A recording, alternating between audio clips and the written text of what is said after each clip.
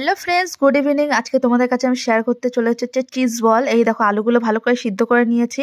আর তার পাশে রয়েছে হচ্ছে পেঁয়াজ কুচি, এদিকে রয়েছে রসুন কুচি, এদিকে রয়েছে আদা কুচি। ঠিক আছে বন্ধুরা, আর তার সাথে নিয়েছি দুটো ডিম। আর এদিকে রয়েছে হচ্ছে বিস্কুট। এই দেখো, এদিকে চিজগুলো আমি ভালো করে সুন্দর করে কেটে নিয়েছি, আর এদিকে রয়েছে বিস্কুটের গুঁড়ো। ঠিক আছে, চলো বন্ধুরা, এখন পুরো ভিডিওটা তোমাদের আমি শেয়ার করতে চলেছি। আর ঠিক আছে, তোমরা কমেন্টে জানিও তোমরা কে কে চিজ বল খেতে ভালোবাসো।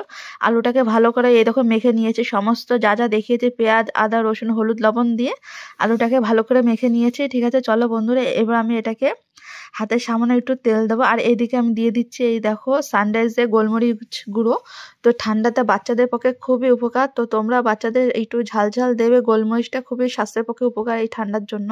ঠিক আছে, চলো, আমি এর ভিতরে কোনো লঙ্কা ইউজ করিনি, একটু গোলমরিচ গুঁড়ো দিয়ে দিলাম। আর এই দেখো হাতে আমি তেল মেখে নিয়ে এবার আমি দিয়ে দিচ্ছি এই চিজগুলো ভেতরে ভরে দিচ্ছি। আর চিজগুলো পিসটা বেশ আমি একটু অনেক বড় বড় করে নিয়েছি।